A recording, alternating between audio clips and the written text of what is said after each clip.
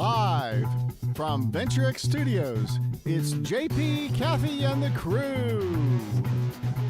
Well, man, good morning. What a weekend to talk about this weekend. I mean, if it wasn't explosive in politics, and we'll call on Brandon later, then I don't know what that was. Tons going on in the medical world. Of course, October is our big kickoff for breast cancer awareness. Schools all over the area doing their pink out during their football games. Exciting to see that back during a pandemic. And we've got Dr. Norm Clothier joining us from Family Healthcare Associates. Good morning, Dr. Clothier. Good morning. How are you today? I'm well, thank you. How are you? Good. Good. Oh, I'm doing well. Thanks. So I hear that we got a big month of celebrating how to fight something this month. Yeah, and that's, I think it's always important to have an awareness time. Obviously, breast cancer is important to screen for, treat, prevent, and, take care of the people involved in it all the time. That's, of course, the knock on things like Breast Cancer Awareness Month is like what happens the rest of the time, But obviously, I think it's valuable to highlight it and make there be an awareness. There are attempts at, for instance, prostate cancer awareness and colon cancer awareness and skin cancer awareness and all kinds of things like that. But the breast cancer awareness has really caught on because of the pink imagery. You're right. And, I think it's just valuable to have that opportunity, even for young people, to realize what an impactful and challenging disease it is. No person wants to hear about breast cancer in their family, and certainly no person wants to hear about breast cancer in themselves. So I think it's really a good reminder. Make sure for all those that it's applicable to, which is women 40 and above, to have a mammogram every year. There are occasionally groups that say, let's do ages 45 to 54, for instance, because it's a peak time. Or there was another one once that said age 48 to 61, I think it was. And, those things are kind of arbitrary, honestly. There may be a peak time there, but, the real key is catch it early and just get screened. So the challenges, and I do want to mention just some of the challenges with screening for breast cancer. I think there is a bit of fear about going in for a mammogram. It's kind of like getting blood tests. Sometimes people say, oh, I don't want to know if something's wrong. Well, that doesn't work out with the cancer. Ignoring it doesn't do any good for anybody. So if you can do your once-a-year screening with mammography, and I do find it's highly dependent on the tech. If the tech is really merciful and good, then it's, a tolerable few seconds worth of x-ray time.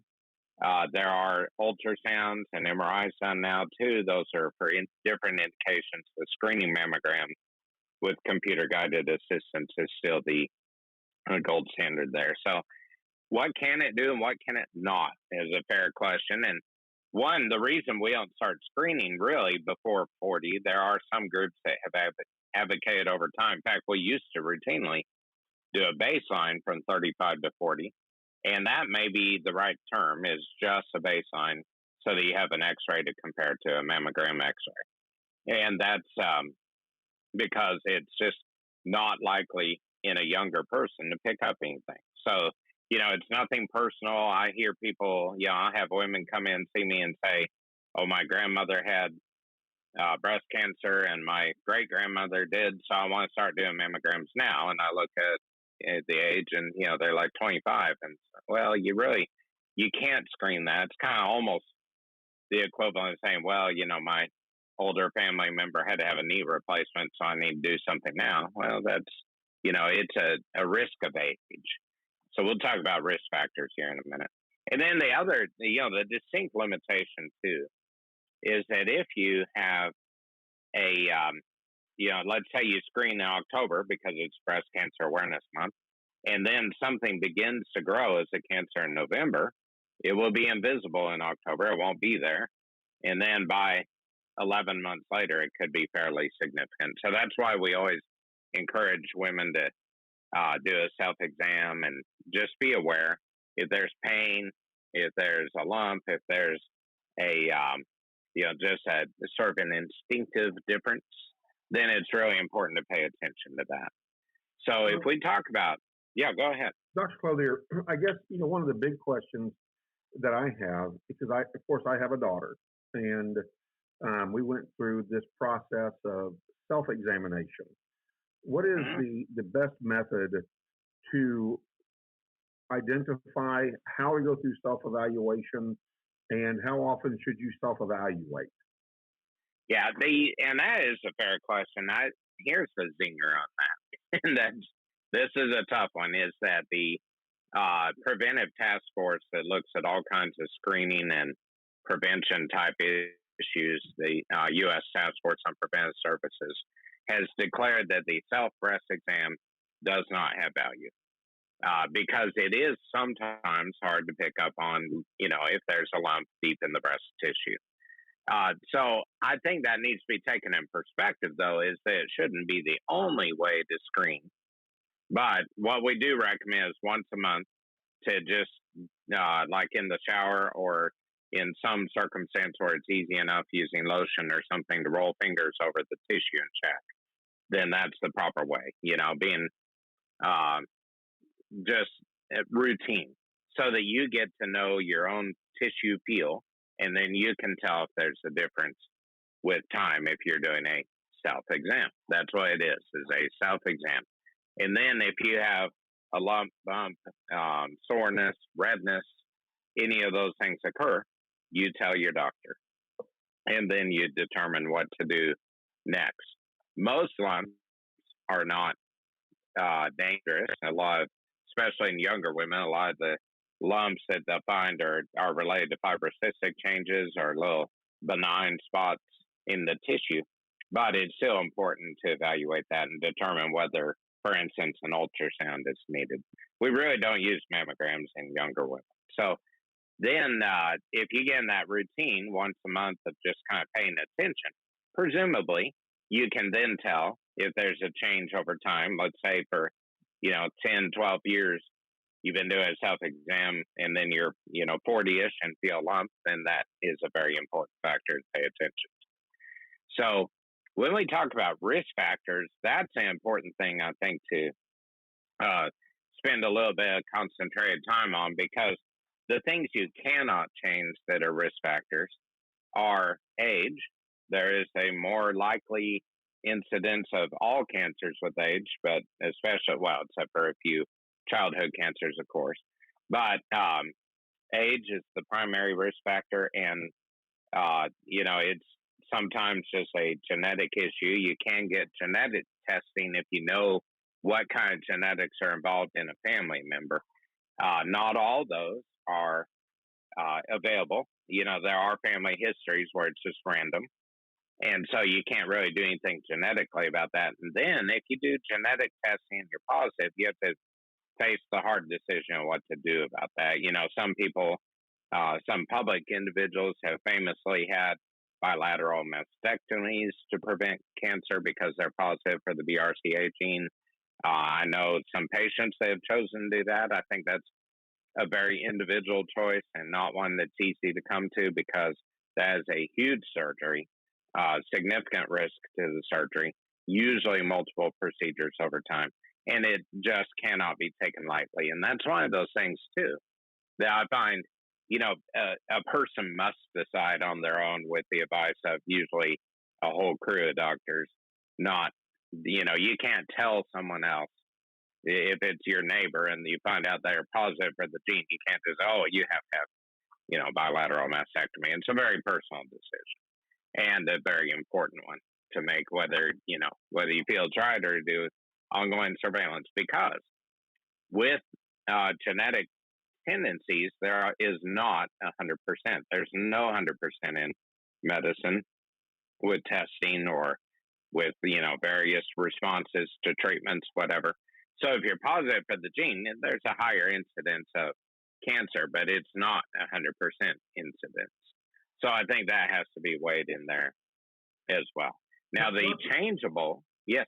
If I may, Dr. Clothier, do doctors' offices still hand out the placard that they can hang on their shower neck that gives you the way to do the self-exam and so forth, or do you need to figure that out through a foundation? That's readily available. I think at most. I mean, I don't go to a lot of other doctors' offices, but yes, it's readily available. It's readily available online. There are all kinds of teaching videos.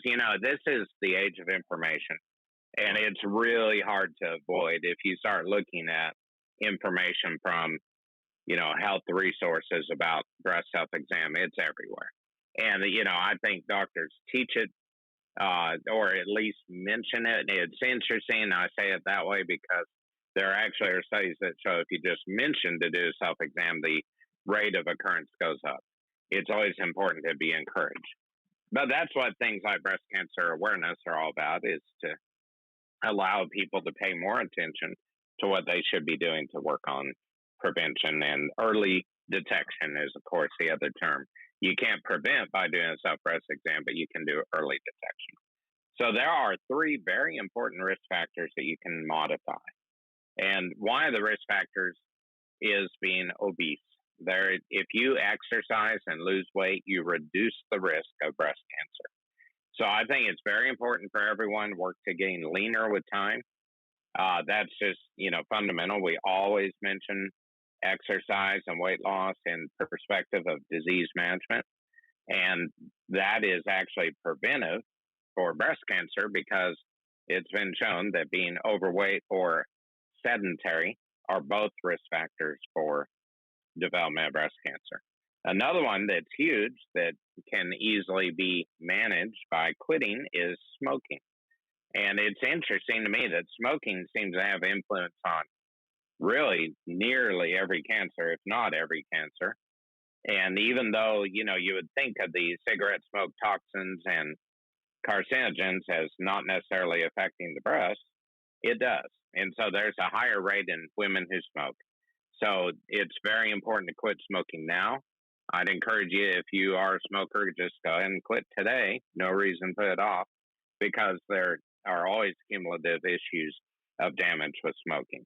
And so that's a very important one. And the other one that really surprises people, I think, is alcohol.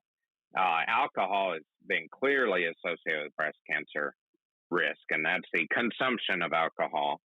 And so, many years ago now, there was a lot of talk and kind of a happy glee that a glass or two of red wine had heart preventive issues to it. And a lot of people started really getting into that wine scene and the drinking of wine to, I'm preventing a heart attack. And, the evidence for that is extremely little, especially since supplements are available that can do the same with the resveratrol in the red wine. And red wine, along with other alcohol, has been associated with increased breast cancer risk.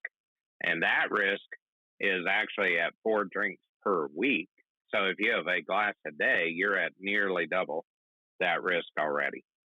So it's really important to pay attention to that. And I know wine is, maybe particularly is a big social issue now. It seems like it's everywhere.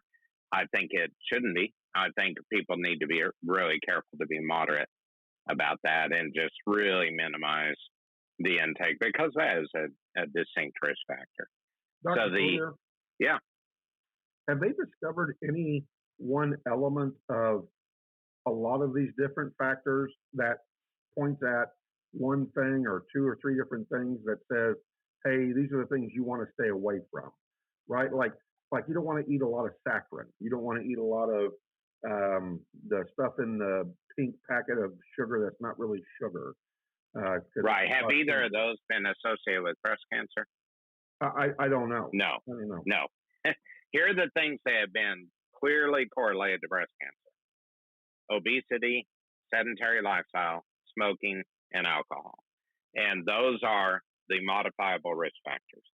Risk factors that are not modifiable easily, but are somewhat modifiable, are age at first pregnancy. If you are under 30 at your first pregnancy, there is lower risk of breast cancer than if you're over 30 or if you never become pregnant.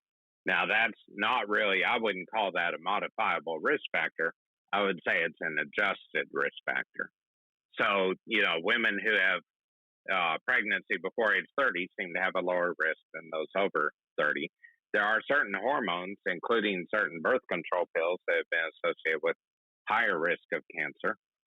And most of those have been modified and adapted over time to minimize that risk. But hormone use over age 50 should only be used for nearly uncontrollable hot flashes, because outside of the body hormones, or what we call exogenous hormones, are a higher risk for breast cancer. And then another one you can't modify, but is just true, and maybe the reason some families have more risk, is that if you start having cycles earlier in life or have cycles longer into life, like menopause at a later age, say 56 or more, there's a higher risk to the body of breast cancer. So you can't control that, but we have seen a change in earlier puberty in both boys and girls, and it's thought to be somewhat dietary with various junk foods and things like that. So nutrition always plays a role.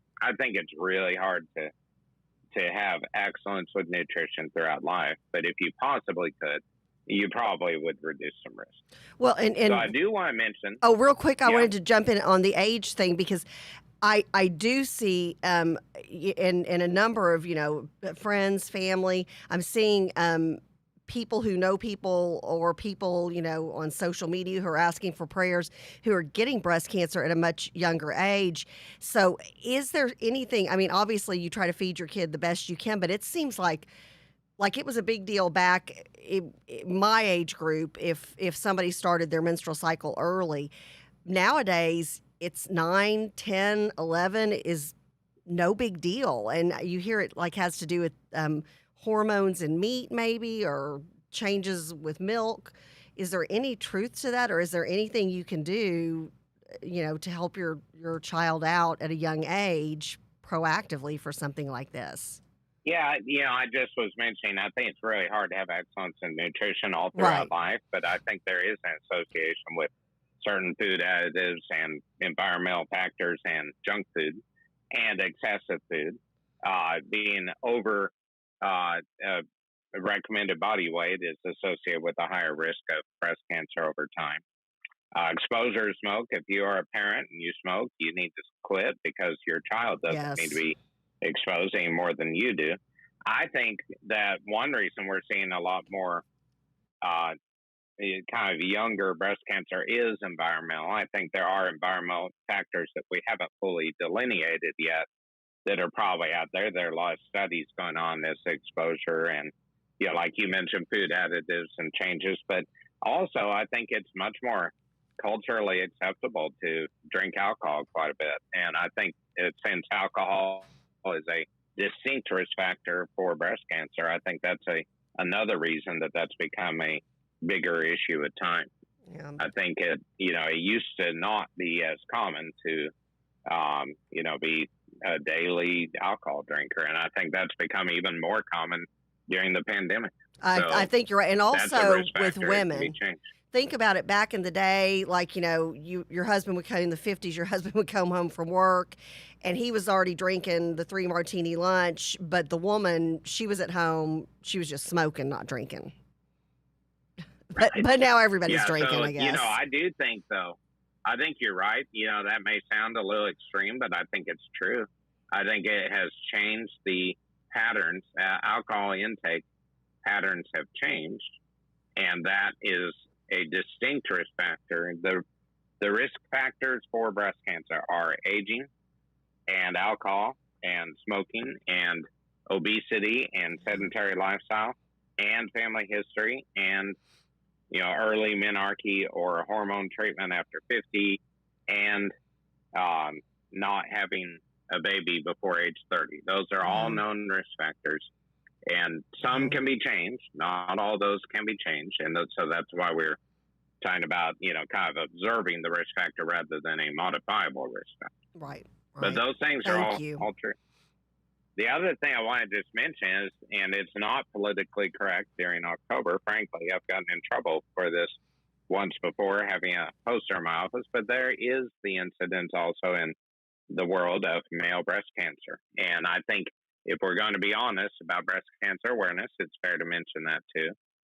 It is a much lower rate than in women, but as you can imagine, because men don't want to mention it or mention soreness or pain or a lump, it is actually a more deadly disease, statistically speaking. So, it's always important as a human, whether male or female, to pay attention to changes in the body and things that instinctively bug you.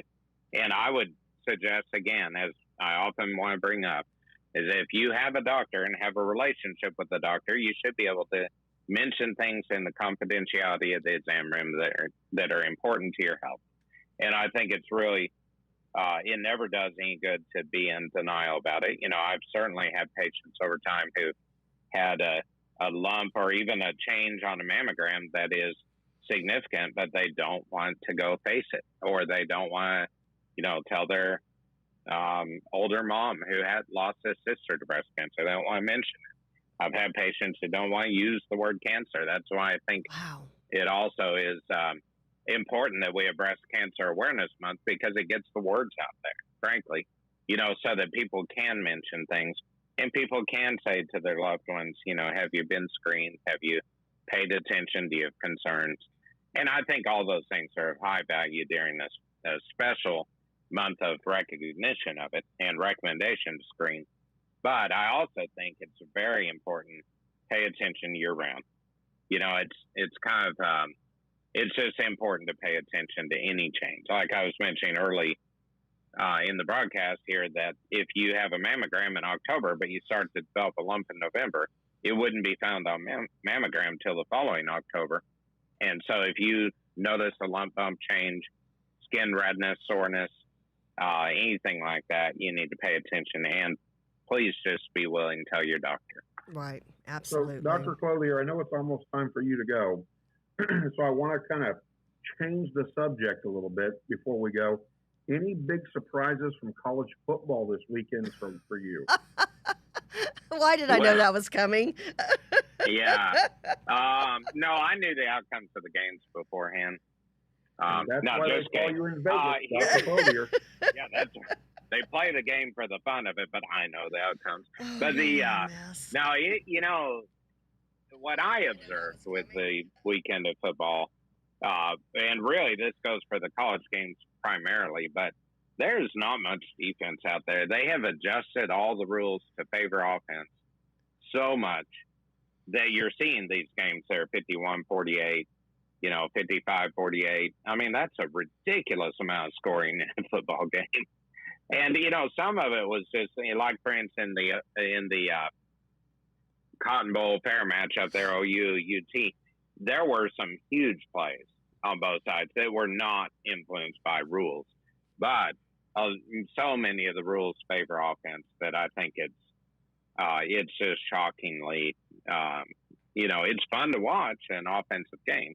But I'm not sure these are not like the games of 20 and 30 years ago where it's grind them out, really exert force on the other team. This is more almost fantasy football in a way, to see the big plays. And so I think there were a lot of fun games. I obviously, of course, was offended by a couple of the outcomes, but that happens. That's why we plan for there still be 20 or 30 or 40 or 50 more years of football, so that we can someday forget this one. Exactly. I knew that was coming. Dr. Clothier, thank you so much for your time, and thanks for playing along with college football, because that's what we're segueing into next. So have a blessed week. We'll play safely. Thank you, Dr. Clothier. Thank you so much. All right. That's Dr. Norm Clothier with Family Healthcare Associates. Yeah, great info. Around the Metroplex. Great info. Faye was giving him a plug on social media, and his office a plug. Just great info, and I think it's so important that if something feels different, something feels odd, just get in there and get it checked out. Just better safe than sorry. A friend of ours, recently, she's just finished up her cancer treatment. She's got to take medicine for like the next 10 years or something, a pill every day. But it was early detection. It was very rapid growing, so rapid growing that they thought she had 90 days to get in for surgery. Luckily, she got in within the first like 30 to 45 days after being diagnosed, and it had already that quickly grown out of the spot that they were originally going to remove. So if she would have waited the 90 days, it might have been a completely different outcome as far as what type of surgery and what type of chemo and radiation and treatment. Yeah, just and you've mentioned this, and I don't know if y'all mentioned this earlier about the checking yourself in the shower. Just there's something about when your skin's wet and soapy, you can feel a lot more. And so, I'm not trying to be graphic. I know this is a morning show, but seriously, that's the best time to get in there and check things out. Nope, I agree. And he did mention that. What's Good. interesting is that he mentioned that self-exam is really kind of overplayed. Don't allow that to be your guidance on everything. Right. Do the self-exam. But, and he is right. A lot of those lumps that are breast cancerish are deeper tissue, and you can't feel them. Yeah, and especially, and then it depends on, do you have do you have dense breast tissue, not dense breast tissue? Do you have some more chest muscles that are woven in? I know it used to make a difference what time of the month I checked myself, but then also caffeine intake can mimic like some type of lump or weird feeling tissue in there. Just better safe than sorry, and for guys too. Just I'm glad he mentioned the men as well. But of course, I knew literally when you're like, well, Dr. Clothier, and you're acting like you're going to throw I'm going to throw a JP really smart. I used to be a judge question. I was like, oh, dude, he's totally handing off to college football.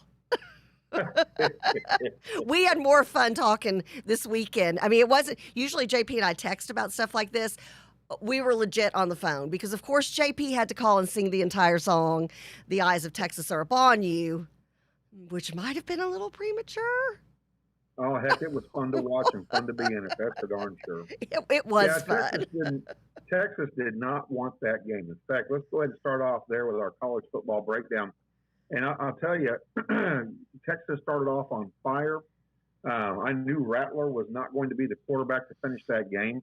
In fact, I told our intern from North Texas, because she's a big Boomer Sooner fan, I told her, I said, you watch. I said, Rattler will be replaced after the half because he is not going to be effective, and he was not against that Texas defense. Texas woke up and played amazing football for 3 quarters, and then all of a sudden, Oklahoma wanted it more than Texas. Number 25, Texas.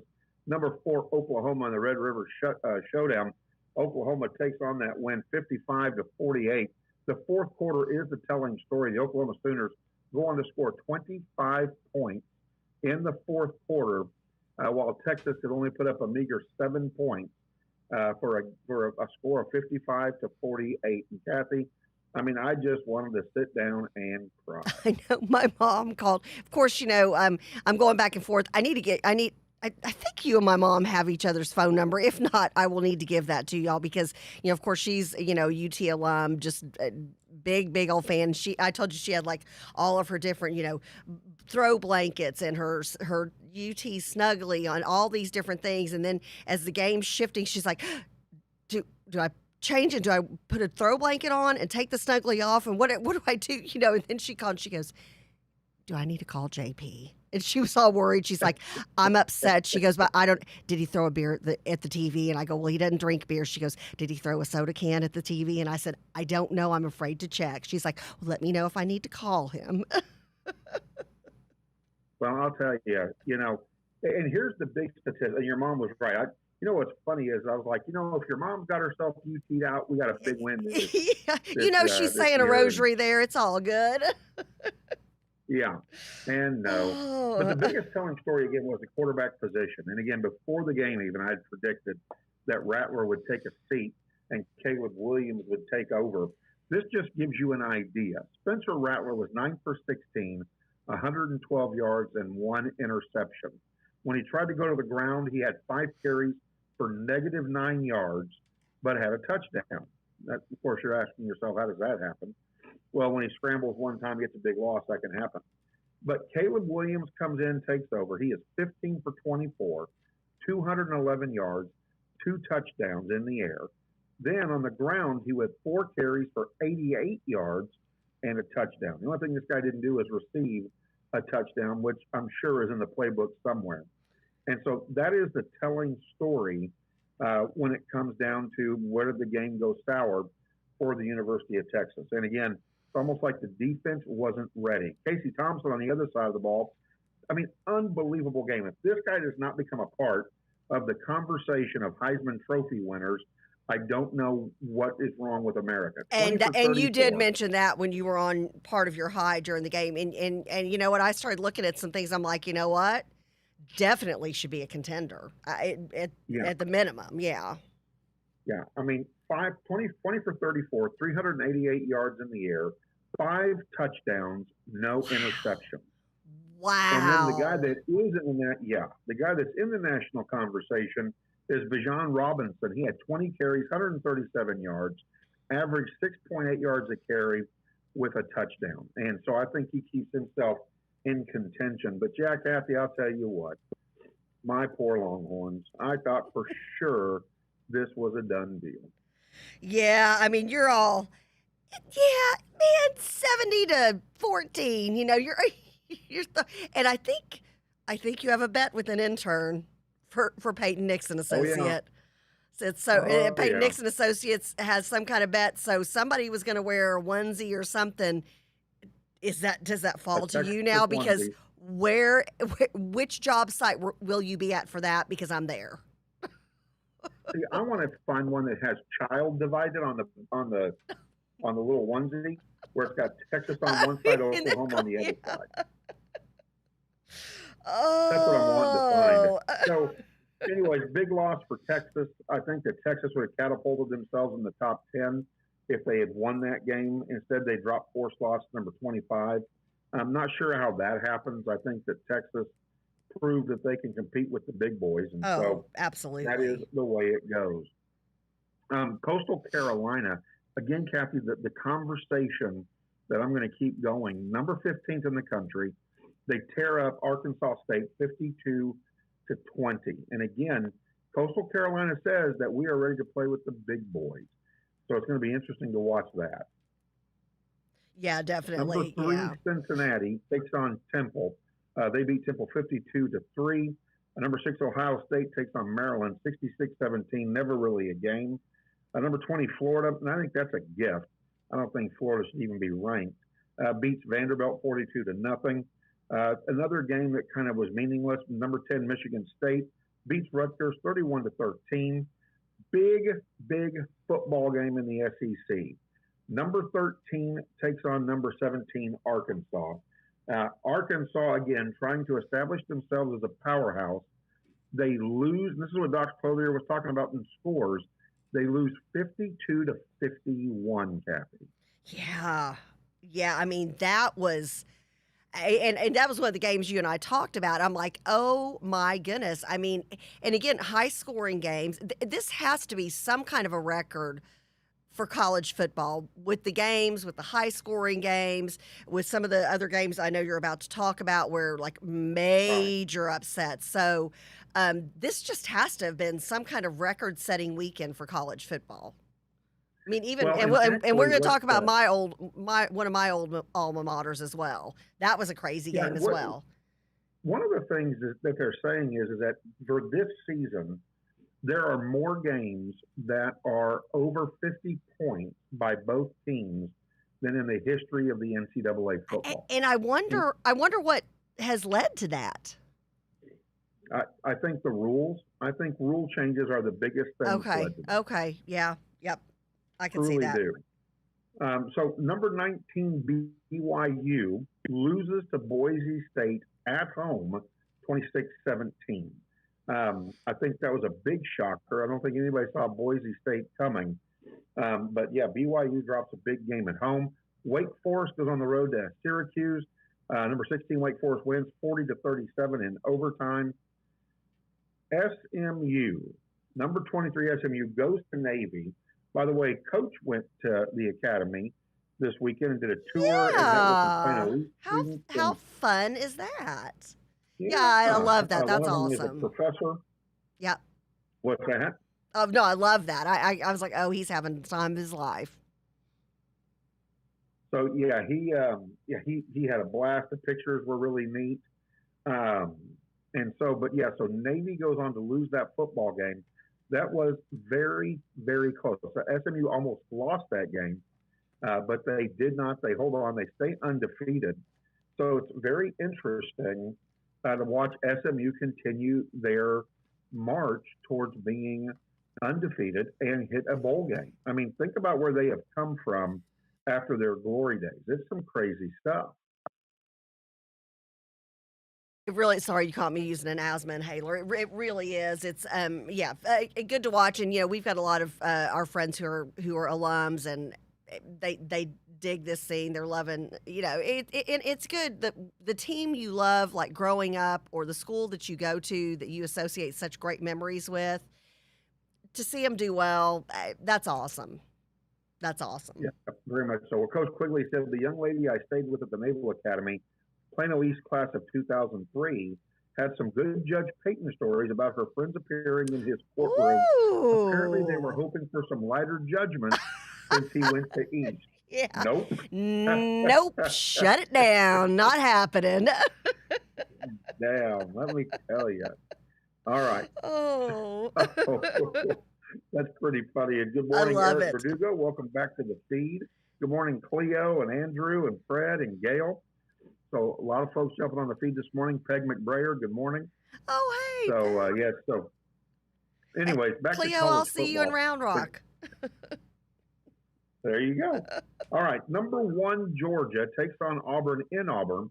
Of course, you heard me say number 1, Georgia, and we'll talk about that here in a minute. Wins 34-10 with no problem at all. Penn State, Iowa. That was the big number 3 versus number 4. Penn State's quarterback goes out early in the game. Penn State not able to generate a whole lot of offense. Iowa proving that they can hang with the big boys. They win 23-20. This is going to be the Big Ten's biggest chance for someone to get into the playoffs finally when it comes down to running for the national title. So Iowa moves to number 2 in the country. Penn State's number 7. Number 8, Michigan barely skates by Nebraska, 32-29. Would have loved to have seen Nebraska win that football game, and they almost did. LSU has definitely found themselves on the other end of the toilet bowl.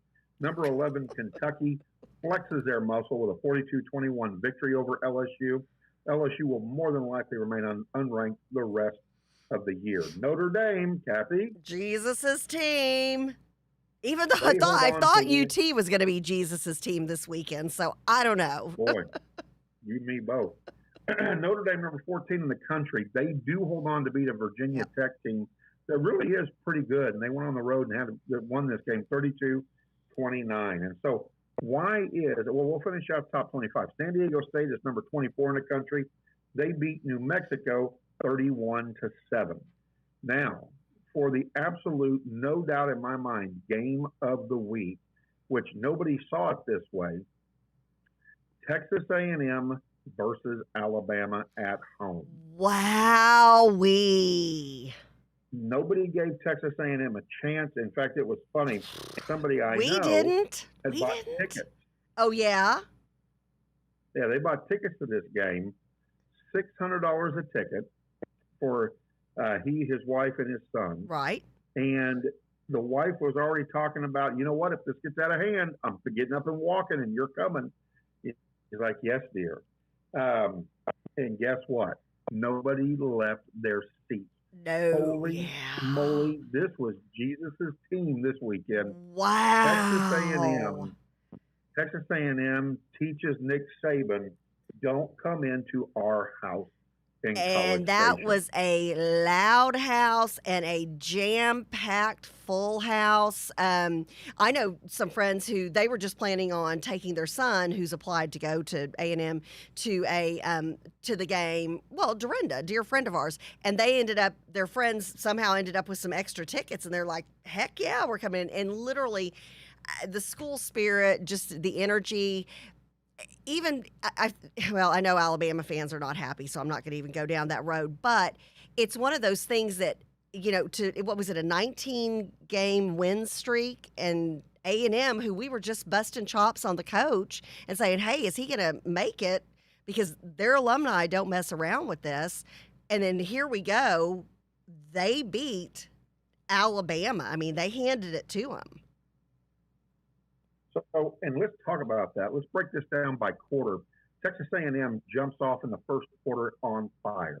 They score 17 points in the first quarter. The defense holding the Alabama Crimson Tide to only a touchdown. So at the end of the first quarter, it was 17-7. And all of a sudden, Aggie fans are thinking, well, let's not get too excited. It was only the first quarter, but yeah, baby. And so here we go. Second quarter takes off. Crimson Tide kind of start figuring things out on defense. Texas A&M puts a touchdown on the board, but the Texas A&M defense holds Alabama to 10 points at the half. Kathy, that was huge. Yeah, I mean, again, just what a game. What a game. And talk about school spirit and folks literally, I mean, it was there. I'm sure you saw some of the posts on social media from some of our friends who were all whoop. And when they were recording the crowd, and one of our friends did like the decibel thing, where you can on your phone you can see how loud it is and what the decibel points are, or number is. It was through the roof. It was literally through the. I mean, it was crazy. I love stuff like that. That's what college football is all about. That's something you don't ever get that kind of a feeling at an NFL game. Boy, howdy, but you get, sometimes you just get it at a college game, and that's why people love college football. Well, the 12th man was awake that night. Amen. Because I'll tell you, again, Texas A&M holds them to 10 points. The roof, which they don't have one, but they did, was going to be blown off that stadium. Yes. The fans were crazy. Over 100,000 people in attendance at the football game. And it just, again, the 12th man was definitely in play. The third quarter comes back. Alabama starts to find their legs. At this point, Aggie fans have to start becoming concerned. They put 14 points on the Aggie defense in the third quarter, but the offense was able to put a touchdown in the third quarter on the board for the Texas A&M Aggies. The fourth quarter would be no less dramatic. And almost to the point where it's like Texas A&M seem to want to give up the game. A blocked punt creates a defensive touchdown, and Alabama, for the first time in the football game, goes into the lead. And so, again, you could just feel the deflation. And then all of a sudden, this reinvigoration comes out of nowhere, and the 12th man takes over the rest of the game, pushing their Aggies to victory. Alabama, 14 points in the fourth quarter, but Texas A&M able to put 10 points on the board, and a last-second field goal as time runs off, getting goosebumps talking about it, that puts A&M over Alabama 41-38. Bryce Young, the quarterback from Alabama, 28 for 48, 369 yards, 3 touchdowns, an interception. And then Brian Robinson Jr., 24 carries, 147 yards, 6.1 yards on the ground, but no touchdowns for a running back for Alabama. And Jamison Williams has another huge game at 10 catches, 146 yards, 2 touchdowns. Now let's talk about Texas A&M. How did they break it down? Zach Calzada goes off on fire for once. 21 for 31, 285 yards, 3 touchdowns, and interception. Ground game had a big play. Isaiah Spiller had some big carries when he needed them, 17 carries, 46 yards, and a touchdown. And Devin Kane, 7 carries for 34 yards. Again, the ground game surprised them. On the receiving end, again, Calzada used several wide receivers. Smith and Widemer, big-time catches, 6 receptions, 85 yards, 2 touchdowns, 3 receptions, 73 yards, and a touchdown. And again, your final score, Kathy, 41-38. Go Aggies. Alabama drops number 5 in the ranking. Aggies, go. And A&M takes over Texas's number 21 ranking in the top 25. So, again, huge upset. Well, I'll tell you, if you put $100 on the Aggie game and took the Aggies, boy, your payout would be pretty decent. Well, and you know what's interesting? I don't think we've ever had a college sports wrap up led by you that had UT losing in a crazy upsetting game to OU and you speaking with glee and happiness and almost in an effervescent manner about A&M. So Let the that's record because- show. Let the Yeah. record show. Yeah, that's because I like to scream War Eagle at Alabama fans.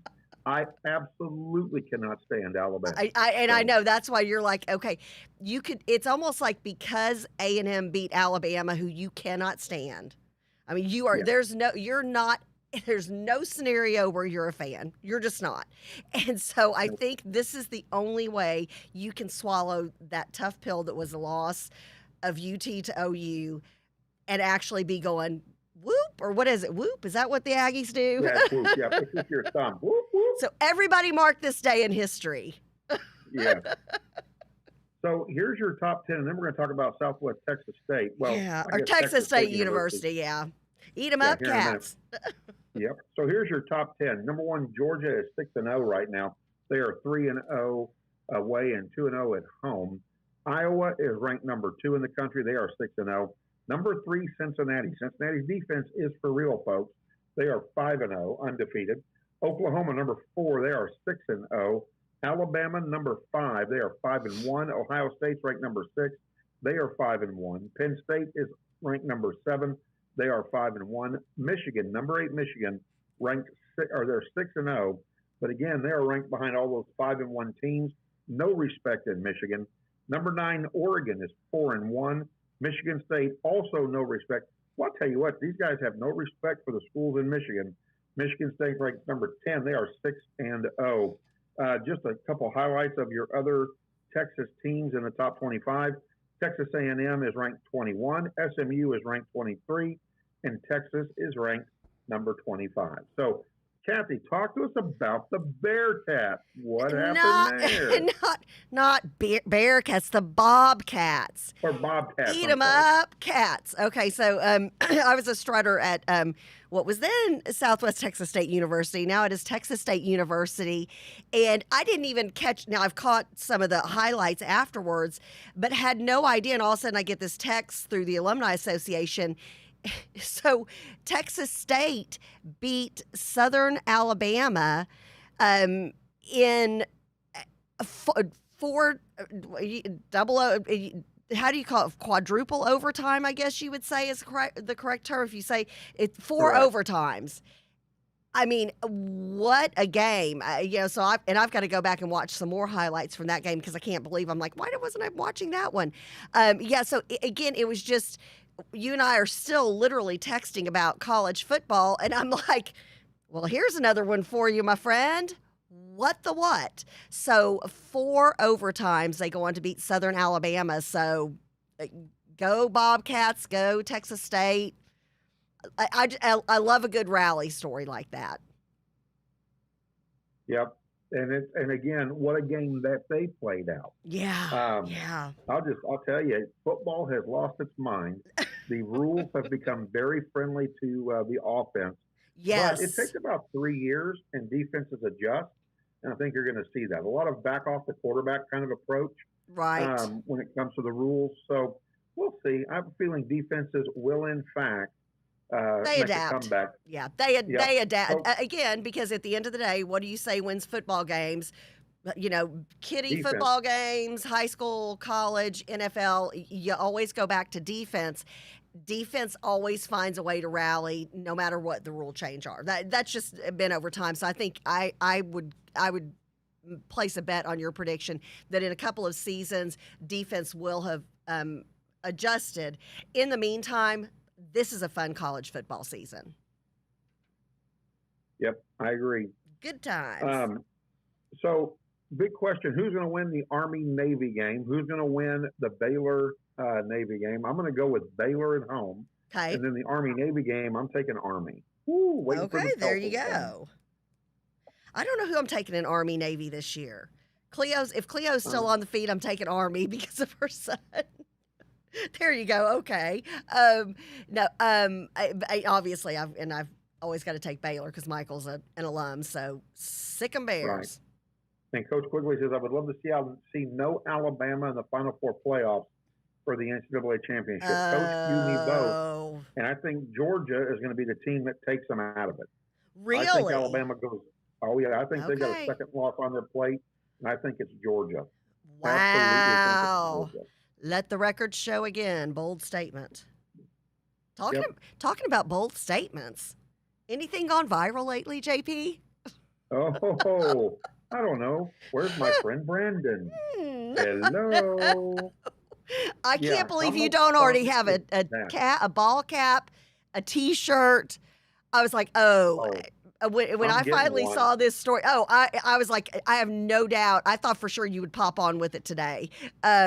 Yeah. So, okay. So there's and I'll pull up the story because it was at people, and this is not everybody's like, well, I've read some articles where the liberal media is like, and Democrats are like, oh, this is just all the Trump supporters.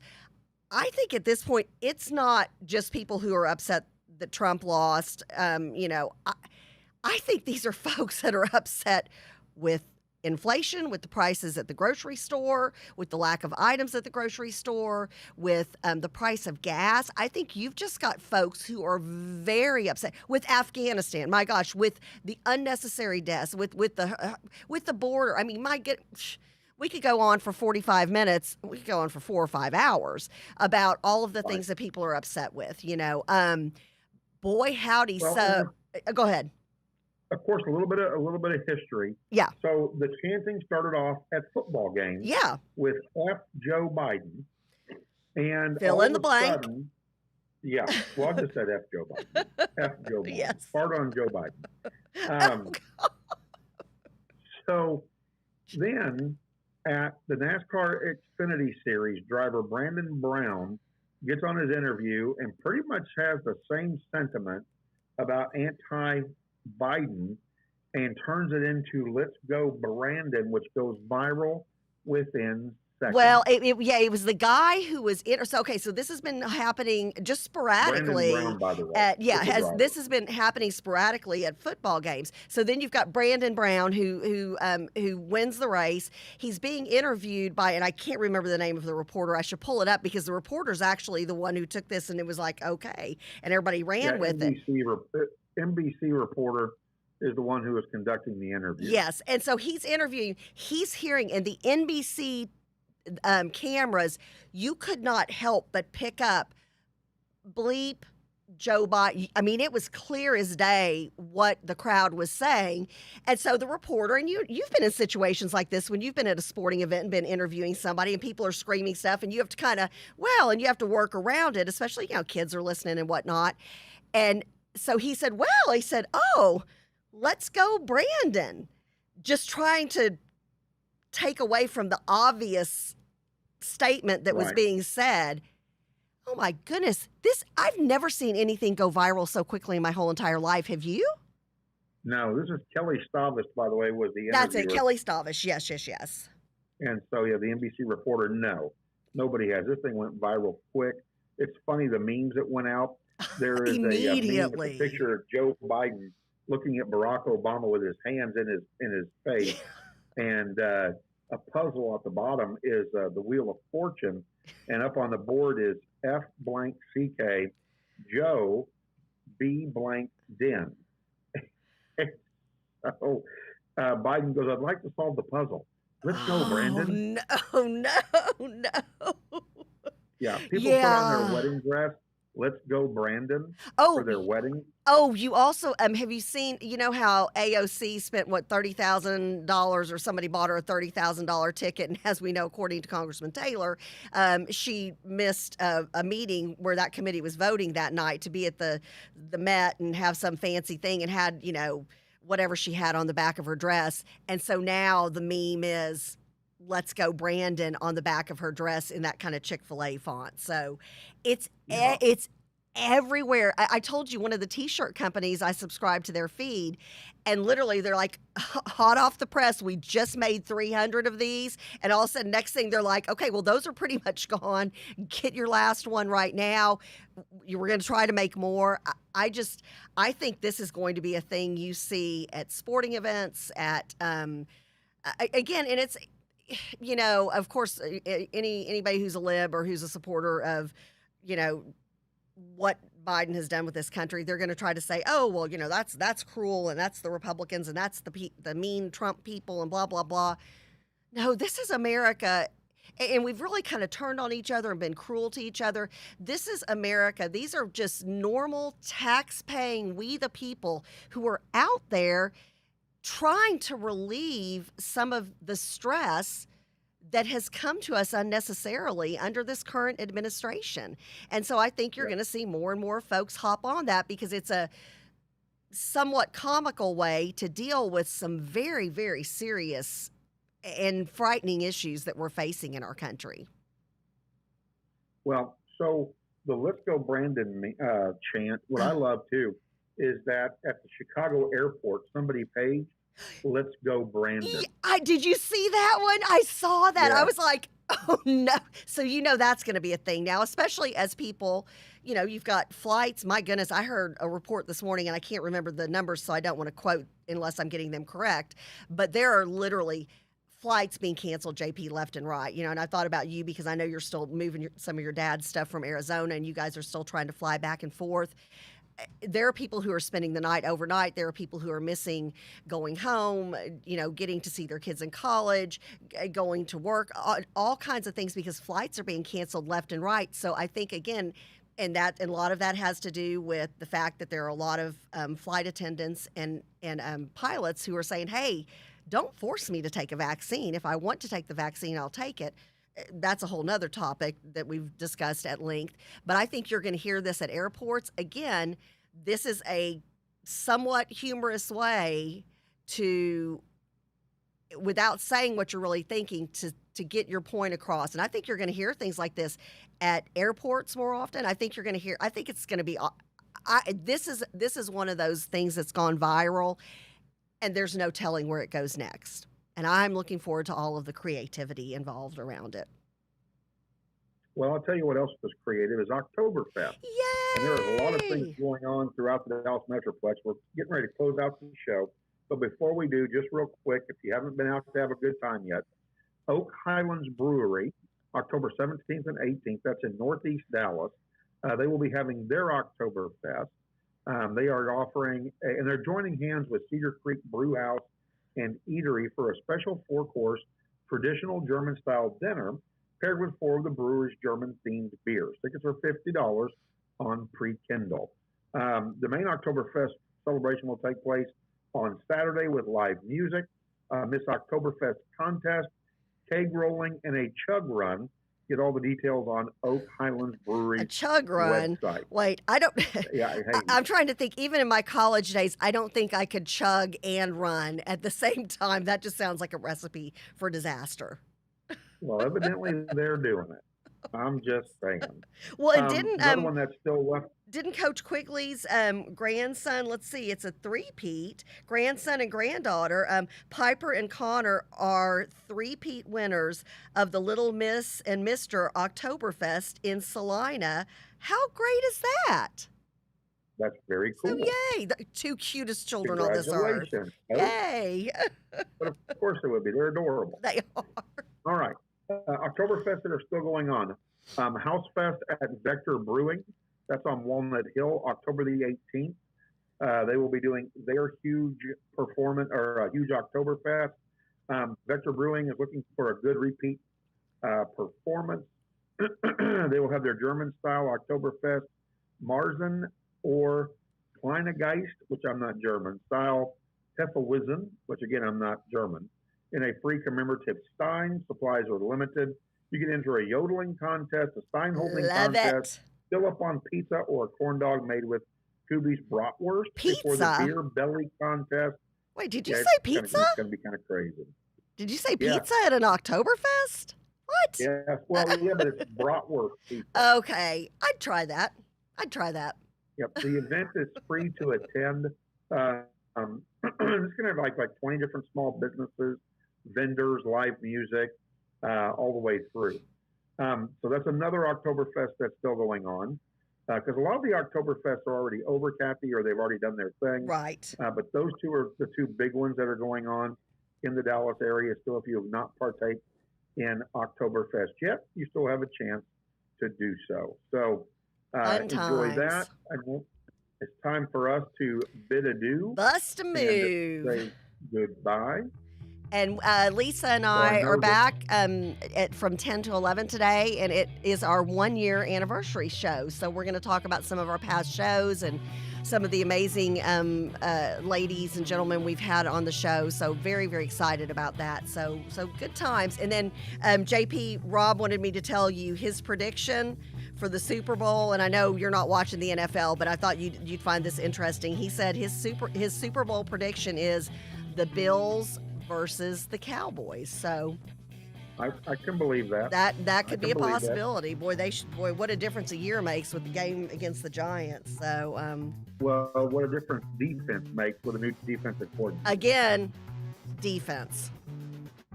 Yep. South Lake Town Square also, Oktoberfest 15th through the 17th. I hope everybody's had a good Monday morning with JP, Kathy, and the crew. Mwah. Have a blessed week, and we'll see you on Wednesday. Love y'all. Mwah.